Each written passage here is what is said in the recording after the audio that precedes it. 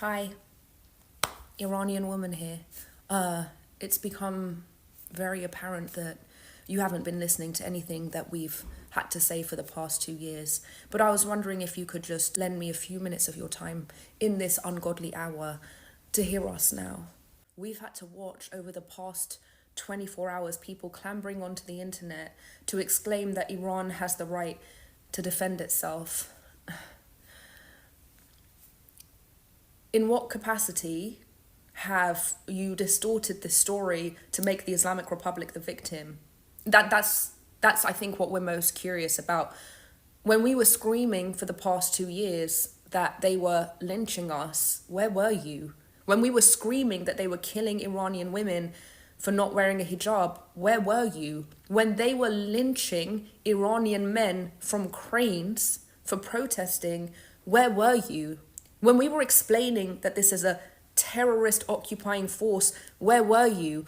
But all of a sudden, everyone's graduated from Instagram School of Law to say that this is a violation of international law and Iran has the right to defend itself. First of all, you're not talking about Iran, you're talking about the Islamic Republic. What the Islamic Republic does is not a reflection of the Iranian people. We've been clear about what we want, which is peace.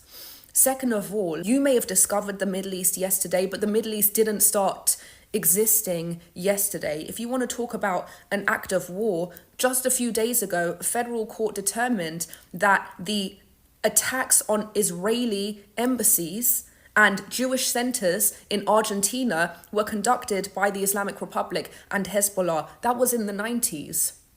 That was in the 90s. Was that an act of war? How about the terror proxies that the Islamic Republic has created to foster regional instability? What did you think that they were there for? What did you think Hezbollah was there for? Hamas, Houthis, the militia groups in Iraq and Syria. Did you think that they were there to instigate a system of public schooling, education, to feed the poor, house the unhoused? What did you think that they were there for? Is that an act of war? Was October 7th an act of war? Are the rockets that Hezbollah fires into northern Israel on a near daily basis an act of war?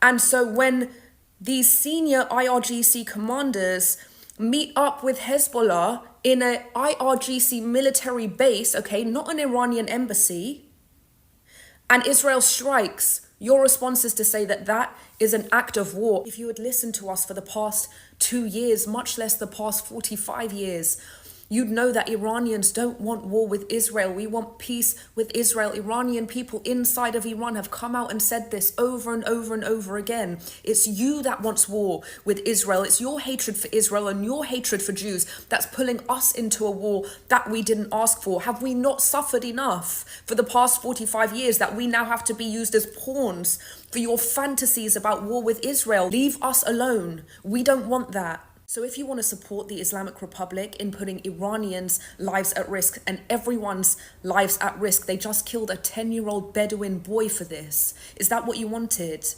Then just come out and say that with your whole chest. Say you support the Islamic Republic in their continued aggressions that put everybody's lives at risk.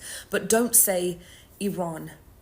For 2 years, we asked you to come out and say free Iran. And now you want to speak up to put our lives at risk and say go to war, Iran. You are no friend to the Iranian people for that.